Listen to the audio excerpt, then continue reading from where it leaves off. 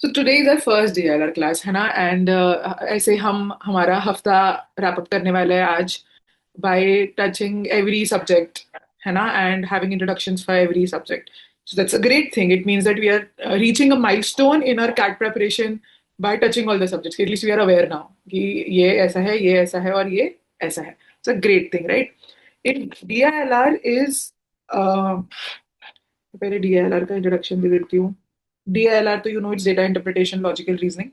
DILR में ना दो टाइप के क्वेश्चंस आते हैं largely. Actually let me make it into three buckets. ठीक है, तीन बकेट्स बना सकते हैं हम इसके, पता है. One, two and three. First bucket is arrangement slash distribution के questions. By arrangement slash distribution कि what I mean is कि they'll give you certain variables, right, that are linked with each other. एक दूसरे से जुड़े हैं वो variables using different rules or different logic, not different set of correlated variable, correlated conditions. तो ये होता है arrangement distribution की. ठीक है, they'll give you like there are five people who own five cars, love five colors, go to five restaurants. And now these are the rules. So now you have to arrange कि कौन से person का कौन सा color, कौन सा car और कौन सा restaurant है. ऐसा. ठीक है, और they'll give you like let's say they'll give you like there are 10 people who are organized in four different rows such that two rows have four people each and the other two row has one person each. नहीं, मतलब it is like a square, so it becomes 3 4 3 4. So you have to now tell me कि how are they arranged और कौन कौन से position पे. So it is all a lot of variables that are connected with each other through a set of rules and तुमको वो rules interpret करके उनको arrange करना है. This is the biggest bucket. ठीक है, वॉल्यूम वाइज हाईएस्ट मतलब ज्यादा तुम्हें प्रैक्टिस सेट्स इस पे दिखेंगे. अरेंजमेंट और डिस्ट्रीब्यूशन के अंदर सब टॉपिक्स बहुत ज्यादा आते हैं. Linear arrangement, circular arrangement, sequencing, ranking, team formation, puzzles, ये सब कुछ इस तो volume wise this is the biggest bucket. फिर दूसरा आता है quants based. It is also arrangement, but the logic through which variables are connected are now mathematical in nature. इसमें the DI भी आ जाता है इसी में. Anything which requires you to process numbers, understand math, apply mathematics के rules, right? So that would be quants based.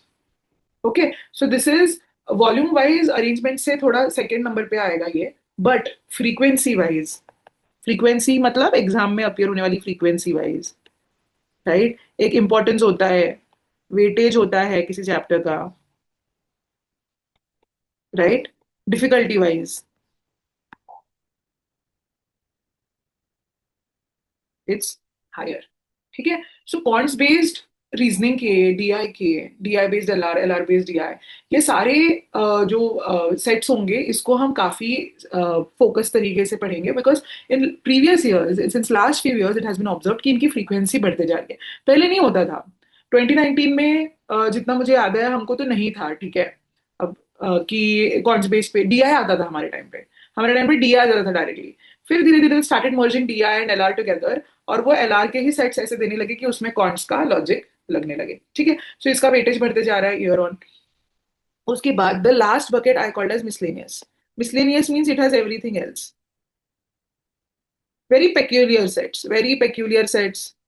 ठीक है, जैसे कि रूट्स एंड नेटवर्क्स हो गया, फिर उसके बाद में वेन डायग्राम्स हो गए, या गेम्स एंड टूर्नामेंट्स हो गया, राइट. तो ये क्या है कि ये पीएनसी, परमिटेशन कॉम्बिनेशन पे चलता है. तो ये सारे चैप्टर्स कैसे है, क्यूब्स हो गया. तो ये बहुत लाइक स्पेसिफिक टॉपिक्स है ना, कि इनको सॉल्व करने का एक तरीके से अरेंजमेंट्स कॉन्स बेस्ड जो है ना, ये दो टॉपिक्स ये ओवरऑल लॉजिक पे डिपेंड करते हैं कि if your overall logic is good ना, ठीक है, तो you can solve these. You don't need to take like as a classes for that matter. But ये जो मिसलेनियस टाइप के होते हैं ना, इसमें set rules, set formula, set way to approach it ऐसा होता है. ठीक है, तो इनको तुम्हें पढ़ना पड़ता है कि ओके, बट इनकी फ्रीक्वेंसी और इनका इंपॉर्टेंस सबसे कम है. फ्रीक्वेंसी एंड वेटेज कि एग्जाम में कितने बार आता है, सबसे लीस्ट नहीं आता. आजकल हमारे टाइम पे वेन डायग्राम डीआई जरूर आता था, और अरेंजमेंट के दो सेट्स होते थे. हमारे टाइम पे 6 सेट्स होते थे ना, तो ऐसा स्प्लिट होता था. ठीक है, बट नॉट सो एनीमोर. ठीक है, they don't ask Venn diagram, they don't ask DI directly, not always, but last year, last to last year, last to last year 24 में तो पूछा था उन्होंने, बट ऐसे। ठीक है, so this is how the structure of the paper is. Largely तुम्हें 4 to 5 sets आएंगे। ठीक है, अब वो हर साल चेंज करते हैं, ओरिजिनली तो 4 ही आते हैं बट 5 कर देते हैं कभी कभी, है ना। तो 4 to 5 सेट्स आएंगे, जिसमें से 2 सेट मिनिमम, ठीक है, कॉन्स बेस्ड पे या डीआई पे जरूर होंगे। और तीसरा जो सेट होगा वो कॉन्स और अरेंजमेंट्स के बीच का कुछ होगा, और या तो फिर कंप्लीटली अनअप्रोचेबल सेट होगा, और एक होगा जो अरेंजमेंट डिस्ट्रीब्यूशन के बकेट में आएगा। ठीक है, अब कभी किसकी डिफिकल्टी ज्यादा, कभी किसकी डिफिकल्टी कम, तो वो सब पैटर्न्स हम बाद में सीखेंगे। We will analyse different PYQs and see कि how they made this 4 sets और 5 सेट्स का मैथमेटिक्स उन्होंने कैसा जमाया। बट कोई भी कितने भी डिफिकल्ट डीएलआर सेक्शन आ जाए, कितना भी कुछ भी हो जाए, कोई भी कॉलेज एग्जाम सेट करे, हर साल एक डीएलआर सेट अप्रोचेबल जरूर होता है। एक सेट अप्रोचेबल जरूर होता है। बस वो ट्रिकी हो जाता है आइडेंटिफाई करना कि कौन सा सेट अप्रोचेबल है। And that is where the real game of DILR lies. Two things. One, of course, we practice a lot, we develop a logic, but more importantly, we learn how to select right sets. Because once you select a wrong set, time gaya, marks gaye, mental peace gaya, mental balance gaya. What was the word for mental balance that we learned yesterday in VRC class? What was the word that we learned yesterday in VRC class for mental balance?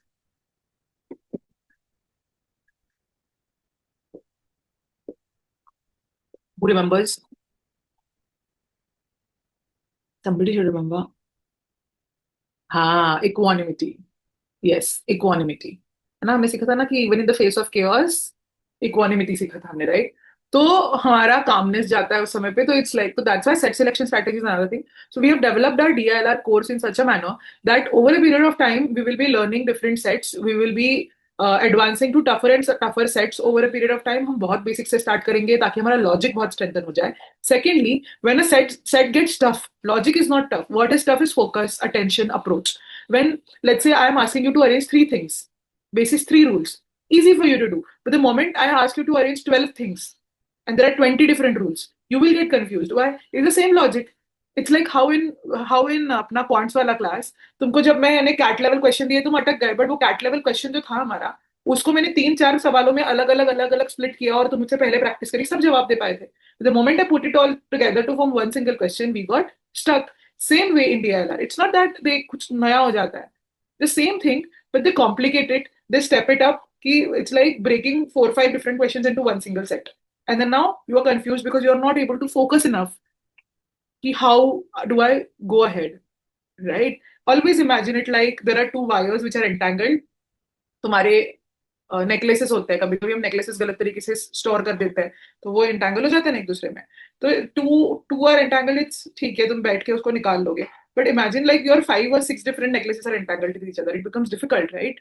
तो वो वाली बात है बस। और difficult मतलब same rule apply होगा, बस पेशेंस ज्यादा लगेगा, समय ज्यादा लगेगा, फोकस ज्यादा लगेगा, कंफ्यूजन ज्यादा होगा। तो that is entire logic of CAT exam. It's not that it's tough, it's just strategic, requires you to focus, test your attention, test your mental balance, your you know, कि तुम कितना determination है तुम में कि तुम टिके रहोगे। ठीक है, so that is what we will be doing. So today's class, because it's an introductory class, what we gonna do is, see the reason why we have 2 hours classes is also because 2 hours exam, है ना। And पता है क्या है, हमारे time पे 3 घंटे की एग्जाम होती थी, but now days it's more challenging for students to stick for these 2 hours, is because the environment around us has been built so much that we are used to shorter attention span, है ना। We all are victims of this, कि हमको promote ही हर जगह shorter attention span के लिए promote किया जाता है।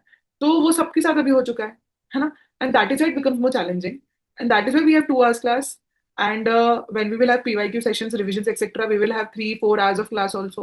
When you guys sit and study na, then also try ki half an hour this, half an hour that, half an hour that, but I'm trying to sit for 2 hours because towards the end of exam, towards the end of your preparation, somewhere in the month of September, October, I get a lot of complaints from students कि ma'am मैंने सब कर लिया है but ना 2 घंटे बैठा नहीं जा रहा है, मैम मुझसे फोकस नहीं हो रहा है ना, कौन सा आते आते ना मेरा माइंड ब्लैंक होने लगता है। क्यों? क्योंकि आदत ही नहीं है तुम्हारे पास, इंटेलिजेंस है बट आदत ही नहीं है। So make sure you start putting it into habit from now on, because it's difficult then बाद में। ठीक है, तो हम क्या करने वाले हैं in DLR, how are we gonna stage our preparation. ठीक है, हम सबसे पहले first we will start by understanding logic and language. Will start understanding कि ये जो डीएलआर की लैंग्वेज है वो किस तरीके से लिखी जाती है और वहां से लॉजिक कैसे इंटरप्रेट करना है. ठीक है. Second thing is we will learn a structured approach, step wise approach to a DLR set. ठीक है. This is something how I solve.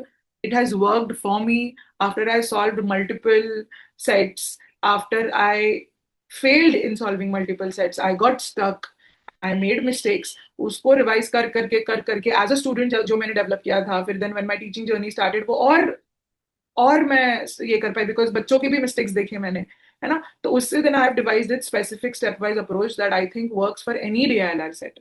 ठीक है. तो वो हम सीखेंगे. ठीक है.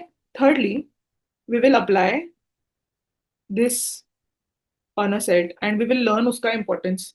ठीक है. कि स्टेप वाइज अप्रोच का क्या इंपॉर्टेंस है, how does it save our time, how does it help us think better, so that you guys appreciate it more. And fourth, I will tell you एक लॉजिक या step wise developing practice. जैसे मैंने कल vocabulary developing practice तुम्हें बताया ना कि vocabulary develop करते रहो साइड में. बीआरसी की पढ़ाई होती रहेगी बट ये साइड एक्टिविटी चलती रहनी चाहिए हमारा. वर्ड पावर में डीजी. वैसे ही इसके लिए आई विल टेल यू कि तुम लॉजिक डेवलप तुम्हारा होते रहे, तुम्हारा माइंड फंक्शन करते रहे. उसके लिए हमें क्या एक फन एक्टिविटी करनी है. It's a fun activity but साथ में it is helping us improve. ठीक है. So this is how today's class will look like. Are we all on board? सही लगा? किसी को कोई सवाल है कि सही लग रहा है अब तक?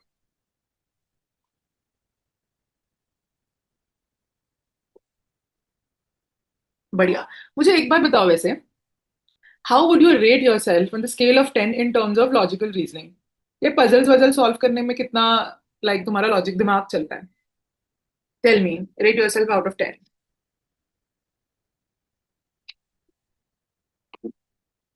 Okay. 6, 7. 6. We have a 6, we have a 7, we have a 4.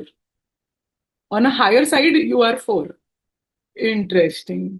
Interesting. चलो तो फिर तो हमें ज्यादा मेहनत करनी पड़ेगी बिकॉज ये तो दिक्कत की बात हो गई. Not good with logic. Okay. Secondly I want to understand how do you think you are good with focus. Like if I give you a very easy problem, which is which is very very premier on logic, but you have to stay put and focus for a long time to repeat the same thing and to be able to reach to a conclusion. तो वो एक तुम्हें perseverance बोलो या patience बोलो, focus बोलो, उसका on a scale of 10 how much will you rate yourself? Okay. 5, 8.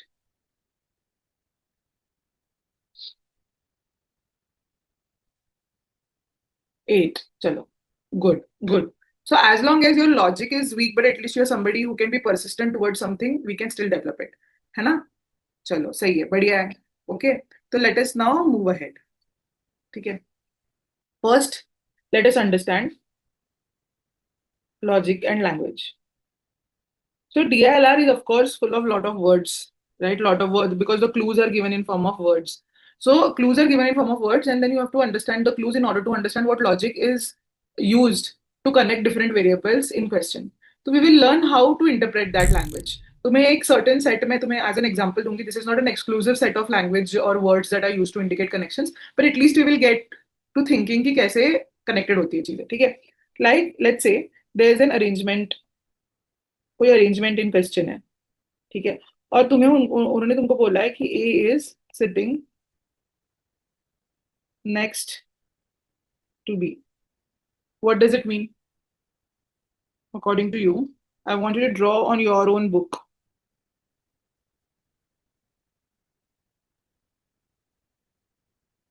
What did it mean? A is sitting next to B. तो इट वुड मीन बी है ना. उसके बाजू में ए बैठा है. So that baju could be this also. Baju could be this also. And there are many more people here, right? So there are two possibilities. When they say A is sitting next to B, it could be to the left, it could be to the right. We are nobody to fix that. We will always consider both the cases. है ना. फिर अगर मैंने बोला A is sitting to the left of B, है ना. तो when we say A is sitting to the left of B, our first question should be, ठीक है, what direction are they facing? Because until and unless we don't know which direction are they facing, we won't know what is left or right. Right? This is the first question you should ask. Because if B is facing here, आगे वो face कर रहा है, तो उसका ये left हो गया और ये राइट हो गया. और अगर बी इधर फेस कर रहा है, तो उसका ये लेफ्ट हो गया और ये राइट हो गया. है ना? तो हमको लेफ्ट और राइट पता होना बहुत जरूरी है. That's why we ask which direction is they facing. Let's say they say as an answer कि they are B is facing in this direction. ठीक है, तो we are like okay, let me draw B. This is where people are sitting. Now A is sitting to the left of B. Left कहाँ हुआ? इस direction में हुआ ना, ये लेफ्ट है. राइट? This is left. अभी इस साइड दिस इज लेफ्ट, तो मतलब इधर बैठा होगा. बट मतलब इधर आ गया क्या A? No. They have just seated A to the left of B. है ना? तो लेफ्ट में जितने भी पोजिशन है, ए कहीं पे भी बैठा हो सकता है. There can be any number of people greater than और equal to 0 people in between. Why? Because they have seated A to the left. मेरे लेफ्ट में बैठा है. इमीडिएट लेफ्ट बोला है क्या? नहीं, लेफ्ट में बैठा है, तो लेफ्ट साइड में कहीं पे भी हो सकता है. So that is what brings us to the third case. The third case is they say that A is sitting to the immediate left.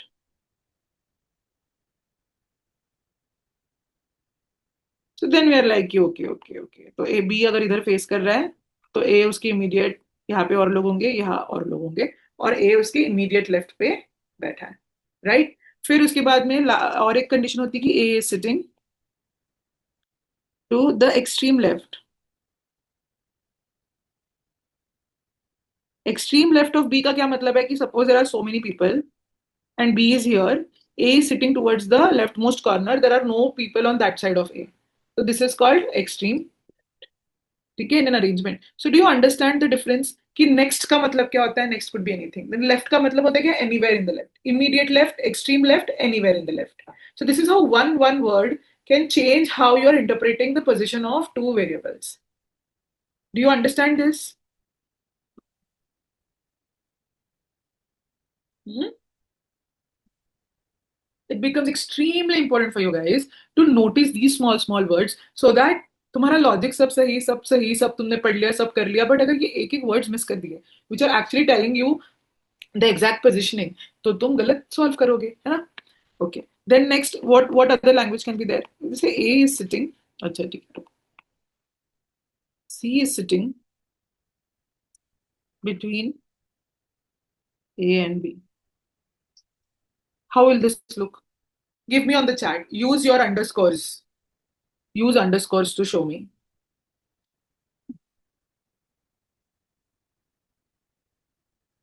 C is sitting between A and B. Ah, good. Very good. Very good, Vidhi.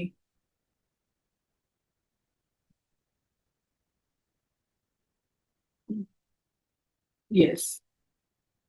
So we have two possibilities. Either it could be that C is between A and B like this, or C is between B and A like this. But अभी between बोला है, तब again, now ये between हमारा interpret होगा basis question कैसा है.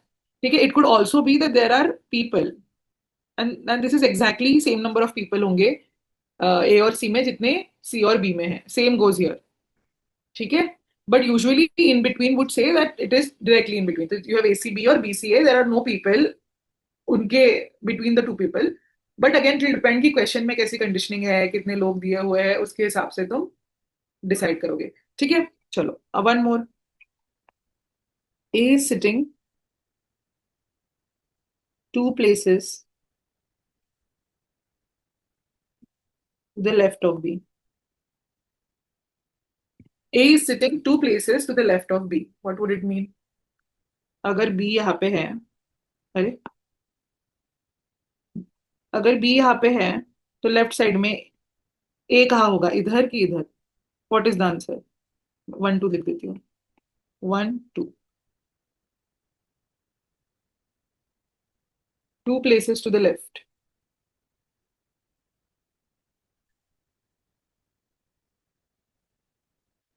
Okay. बताओ।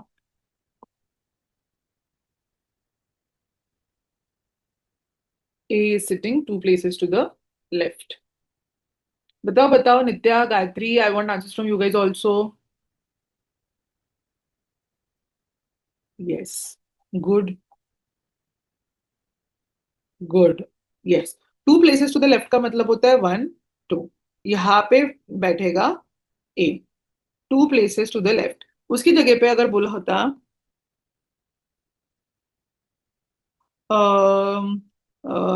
There are 2 people. एक तो बोलेंगे कि हाँ, A is third to the left of B. A is third to the left of B. मतलब बी से फर्स्ट सेकंड थर्ड, यहाँ ए है. First second third. तो बोलते हैं A will be your third to the left of B. ठीक है. 2 places to the left of B is second from B, है ना. देन अगर तुम बोलोगे